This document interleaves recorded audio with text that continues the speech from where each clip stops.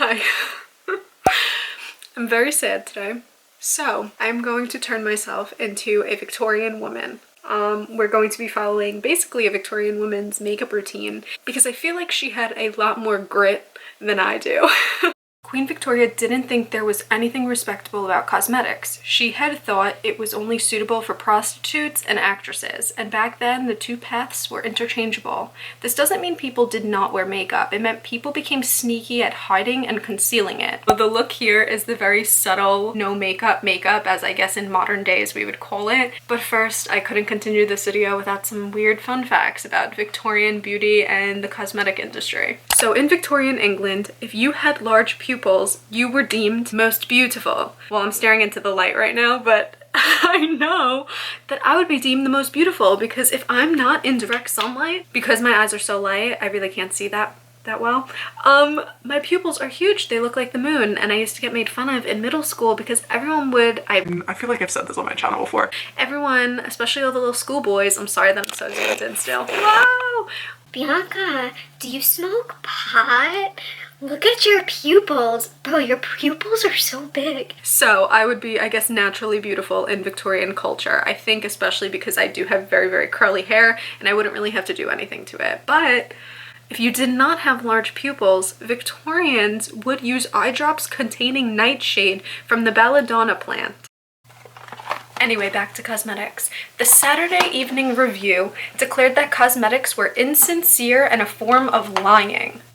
Most misogynistic men would still say the same today. Interestingly enough, my skin serves me a purpose today because pale skin was seen as a sign of nobility. Considering you did not have to go out in the field and work or do a labor-intensive job, you would have more pale skin because you didn't see the sunlight as much. Now, some Victorian women would also put blue sort of tint onto their face to make it appear like veins so they looked more pale. So we actually are going to be using my Hero Cosmetics serum stick. I'm gonna go in after the fact with my Hero Cosmetics sunscreen because this actually is tinted green, so I think it'll do me some justice. If you get red from the sun, it kind of counterbalances it. So I'm gonna go ahead and just put this on also so I have a base underneath all of the powder that I'm going to be putting on. Tinted green. Morphing into a Victorian lady. Oh my god. Blushes that they used were definitely not Pixie. They used beet juice. So we're going to use my darkest Pixie blush that I have. Oh my god, it's so pretty. And instead of also just putting it on my cheeks, I am going to go ahead and put it underneath my eyes because Victorian women would emphasize their dark circles under their eyes with a red rouge, typically something like this or something like a red lipstick would be today. See, like TikTok girls do this now and rub this under my eyes. So now I'm going to go in with my cream blush palette. This is so fun. I'm so excited about this one. Perfect. This is the Cream Rouge palette. And like I literally just said, from my millions of articles that I'm following and that I like researched and kind of have like my PowerPoint presentation on, which by the way, all of the sources from this video are going to be linked in the description if you're interested in like historical facts and stuff like that. They used red rouge for their cheeks. Could go for what I'm going for. So this one is called Pretty in Pink. They didn't put blush how we put blush now. Now we kind of put blush like right on top of the contour. Should I just put it on my cheeks so I'm really going for it? We're going straight for the cheeks, babe. Let me smile while I'm doing it. The old school way of putting on. Lips, cheeks, and eyelids. Apply rose beet stain. Oh my god, I'm gonna look like I'm having a rosacea flare up. Obviously, different time period, but how pretty is the color anyway? Carrying on, before I go ahead and entire dousing of translucent powder on my face, I am going to be doing my eyes. So eyeshadows were made with lead and antimony sulfide, which is obviously not something that we are using currently today in makeup, or so I hope. Some women would make light brown eyeshadow out of cold cream and crushed cochineal beetles. I don't know how to pronounce it. So instead of crushed up beetles for brown eyeshadow, I am going to be using my Pixie Endless Shade Stick in the color Matte Cocoa. Perfectly brown.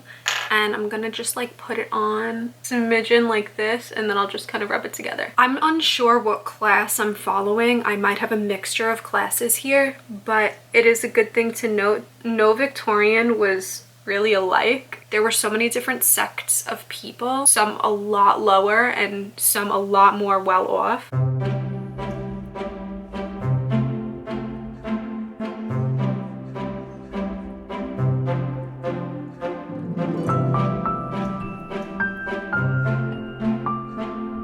be right back with more blush, and then we are going to put on our powder.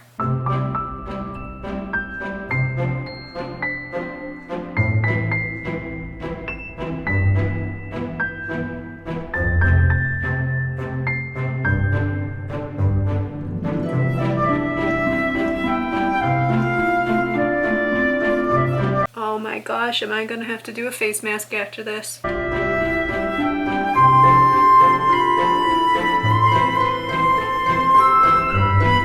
Now to top off my look, they really did not have lipsticks.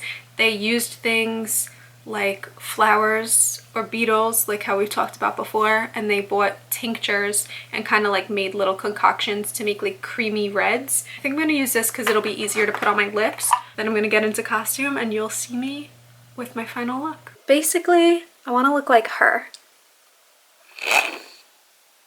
Now, I would like to say that I did the best that I can with the items that I have. Just call me Elizabeth.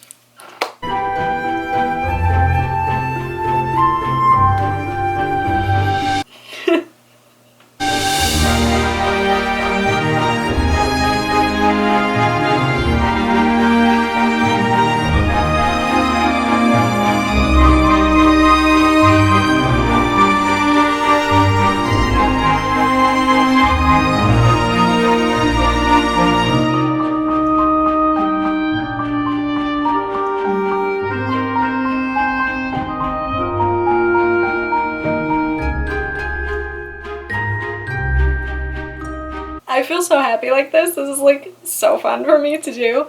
Just sit in my room and like play with makeup like a little girl.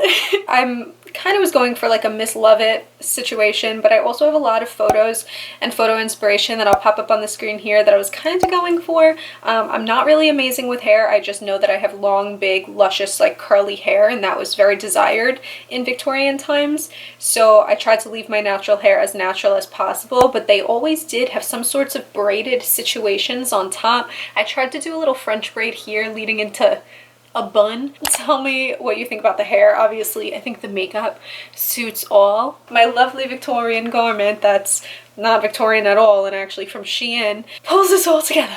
But I will say that this brooch, this is a vintage cameo brooch.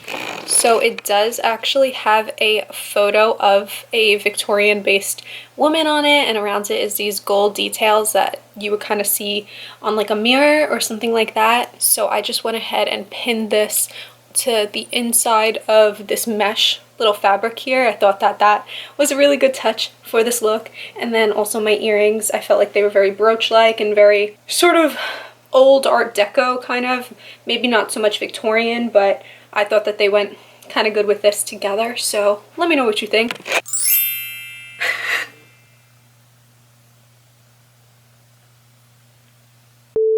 Anyway, I really hope that you guys enjoyed this video, enjoyed me dressing up, kind of trying to get into the fall, Halloween, October spirit. It would be lovely if you would subscribe, and I will be linking everything that I kind of used in this video down in the description. Sometimes I have discount codes for things, so definitely run over to my description and see if you liked anything and check it out. I will see you guys in my next video. Bye!